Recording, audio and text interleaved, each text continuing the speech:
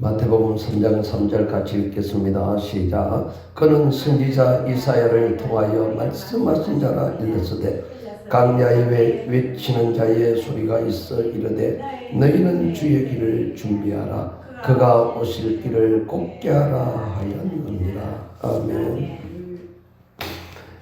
이어서 우리 신약에 있어 사복음서를 공부를 하고 또 이 말씀을 통하여 은혜 받고자 합니다.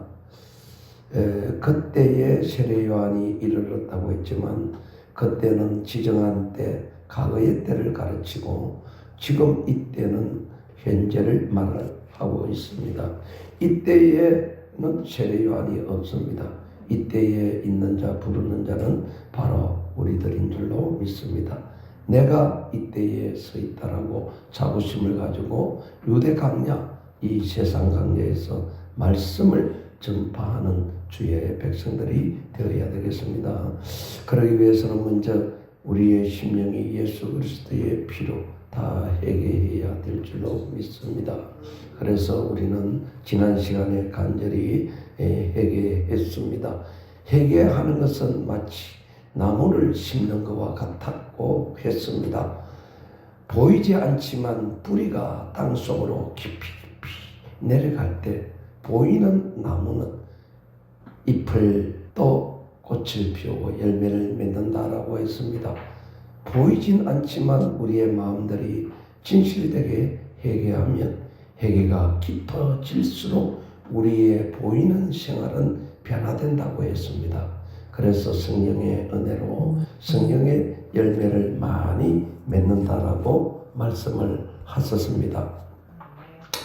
이제 3절을 보니까 선지자 이사야를 통하여 말씀하여 일렀으되 강야에 외치는 자의 소리가 있어 너희는 주의 길을 준비하라. 그가 오실 길을 준비하라라고 말씀하셨습니다.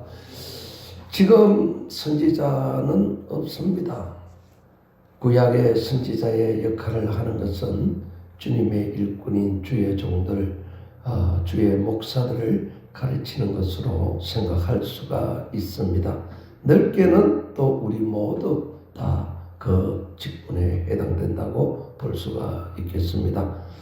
선지자들은 하나님께서 기름 부어 세웠듯이 주의 종들은 하나님께서 기름 부어서 이 자리에 세웠습니다.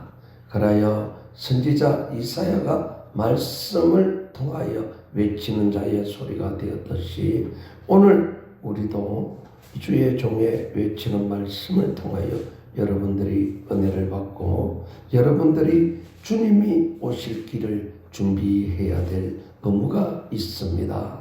주님이 초림 때 오셨을 때는 세례 요한이 그 길을 준비하였지만은 이제 주님은 재림하여 오실 것입니다. 그래서 재림의 길을 준비하는 것은 세례 요한이 아니라 우리가 복음을 받은 우리들이 주님의 재림의 길을 곱게 하고 준비해야 될 줄로 믿습니다. 그래서 예수님께서 하늘나라로 승천하면서 예루살렘을 떠나지 말고 주의 성령을 기다리라고 했습니다. 성령을 받고 많은 이들이 일어났습니다. 그 자들이 예수님의 제자를 중심으로 해서 복음을 활발하게 전가하여 오늘 이 복음의 꽃이 피게 되었습니다. 우리는 어떤 자들인가? 우리는 예수님을 직접 만나고 예수님과 같이 생활하지는 않았습니다. 그런데 여러분, 사도 바울은 예수님의 제자가 아닌데도 불구하고 사도라는 명칭을 받았습니다. 역시 우리도 예수님을 직접 만나고 뵙지는 못했지만 우리도 그와 같은 위치에 있는 자들입니다. 사도 바울이 되기 전에는 사울이었습니다. 그래서 이 사울이 예수 믿는 자를 잡아 죽이고 예수님의 나라에 역행하는 일을 앞장서서 했습니다. 그런데 다메섹으로 올라가다가 예수님을 만나서 변화되었습니다. 우리도 이 바울과 같습니다. 우리도 예수님을 알지 못했지만 예수님께서 우리를 불쌍히 여기시고 우리나라에 복음을 주시고 우리가 그 복음으로 말미암아 오늘 예수님을 우리의 구주로 영접하게 되어진 사도 바울과 같은 경험을 갖고 있는 줄로 믿습니다. 그래서 우리는 사도 바울의 행적을 따르는 것이 오늘 강야에 외치는 자의 소리가 있는 그 과정을 따르는 것이라고 믿습니다. 그래서 이 사도 바울이 어떻게 했느냐? 사도 바울은 전도를 4차에 걸쳐서 했습니다. 1차, 2차, 3차, 마지막 4차에는 순교를 각오하고 그 갔던 복음의 길입니다. 사도 바울은 정말 자기의 모든 것을 다 바쳐서 전도에 올인했습니다. 우리가 사도 바울이 1차 전도 여행을 떠났습니다. 루스드라는 곳에 가서 전도를 하다가 유대인들에게 돌을 맞아서 죽을 뻔했습니다. 유대인들이 야 바울이 죽었다. 그래서 덜쳐 메고는 성 밖에다가 집어 던져버렸습니다. 그런데 이 바울이 죽지 아니하시고 하나님께서 주신 사명이 있기 때문에 다시 살아나게 되었습니다. 그때의 이 모습을 쳐다본 사람이 있어요. 그 복음을 받은 사람들도 있습니다. 그 중에 디모데라는 사람이 있습니다. 청년입니다. 디모데가 야 하나님의 능력은 무섭구나. 정말 이 바울이 죽었는데도 하나님이 이 바울을 살렸었구나. 이렇게 생각하고 있었습니다. 2차 전도 여행 때 이 바울 선생님을 다시 만나게 되었습니다. 루스드라에서 드디어 디모데가 결심하고 이제 바울을 따르기로 했습니다. 여러분, 우리 주의 종들과 여러분들은 디모데와 같은 그 관계를 가져야 됩니다. 여러분들은 주의 종들, 주의 목사들과 같이 이 디모데처럼 주의 길을 위하여 동행을 하고 동력을 해야 될 줄로 믿습니다. 그것이 이 3절이 의미하는 바인 것입니다. 사도 바울은 큰 일꾼을 얻었습니다. 거기에서 비시디아 안디옥으로 갔다가 드로아에 갔습니다. 기도를 열심히 했습니다. 하나님 어디에 가서 복음을 전할까요? 밤중에 하나님이 꿈을 통해서 말씀하셨습니다. 마게도니아 사람을 보이시고 마게도니아 사람이 우리를 도우라고 하는 그 절규를 듣고 그래서 그 건너편에 있는 네아폴리에 도착해서 거기에서 약 4km 떨어진 내륙 지방에 있는 빌립보로 갔습니다. 그날이 안식일이라 해당이 없어서 물가에 가서 기도를 하려고 하는데 물가에 젊은 여인들이 발리를 하고 있었습니다. 그때에 이 바울이 성령에 감동받고 하나님의 말씀을 증거했습니다. 그랬더니 루디아라고 하는 여자가 예수님을 믿게 되었습니다. 루디아라고 하는 여자가 바울을 간곡하게 자기 집으로 초청했습니다. 그래서 바울은 루디아의 집에 가서 말씀을 증거하고 루디아 식구들이 다 예수를 믿고 친지들이 예수를 믿고 그들이 가정교회를 이루었던 것이 빌립보 교회가 되겠습니다. 하나님은 적지만은 적은 숫자의 동력자를 통하여 마침내 수백 년, 수천 년이 지난 지금 이 지구촌에 예수를 믿는 인력이 인구가 약 5분의 1 이상, 3분의 1 정도가 된다는 것은 놀라운 사실이지요. 저도 만나기를 원하고 정말 힘든 이 사역에서 같이 동력하기를 간절히 바랍니다. 그뿐만이 아닙니다. 하나님의 복음을 전가하다가 귀신 들린 여자를 귀신을 쫓아내었더니 그 여자를 통하여 점을 통해서 이익을 얻던 로마 사람이 이 사도 바울을 강가에 고발해서 사도 바울이 죄도 없이 두드려 맞고 옥에 갇혔을 때 기도하고 찬송했더니 옥터가 움직이고 옥물이 움직였어. 간수장이들이 죄수들이 도망한 줄 알고 목숨을 끊으려고 했을 때 바울이 우리는 여기 있노라. 그 말씀의 은혜를 받고 성령님들이여 우리가 어떻게 하면 구원을 받겠나이까. 주 예수를 믿어라.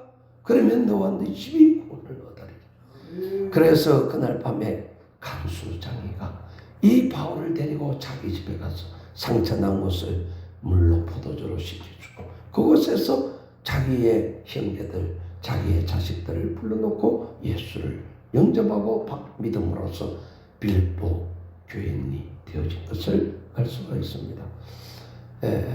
큰 무리는 아니지만 이 작은 무리들을 통해서 하나님이 역사하시는 것을 알 수가 있습니다. 거기에서 그 밑에 있는 데살로니가에 갔더니 데살로니가에 가서도 말씀을 전가했습니다. 많은 기부인들과 유태인들이 예수를 믿었지만 핍박을 받고 그래서 이제 베레아로 피신을 합니다. 거기서 하나님의 복음을 또 전가하니 그곳에 사람들은 선하고 착하고 도덕적인 사람들이고 신사적이었다라고 성경이 말을 하고 있습니다. 그래서 그런 자들이 예수님을 영접했는데 많은 남자, 그러니까 헬라 남자들과 또 헬라의 기부인들이 예수를 믿게 되었습니다. 이것이 지금 세상 강야에서 하는 역사인 것입니다. 오늘 우리가 해야 될 역사인 것입니다. 거기에서 다시 아덴에서 다시 고린도로 내려갑니다. 고린도에서 누구를 만나느냐? 브리스길라 아굴라 부부를 만나서 그때부터 정말 복음이 획기적으로 발전하는 역사를 이루게 됩니다. 이 브리스길라를 만났습니다. 그래서 천막 만드는 일을 같이 했어요. 정말 주의 종이 주의 일만 해야 되는데 사도 바울도 주경 야독을 한 것이죠. 낮에는 천막 만드는 일, 밤에는 복음을 전가하는 일. 거기에서 브리스길라 아굴라 부부가 예수님을 영접하고 예수의 제자가 바울의 제자가 되었던 것입니다. 뿐만 아닙니다. 해당장도 예수를 믿고 그의 식구들도 예수를 믿었습니다. 그래서 고린도는 우상의 도시였지만은 항구 도시로서 우상의 도시였지만은 고린도의 교회가 크게 쓴 것입니다.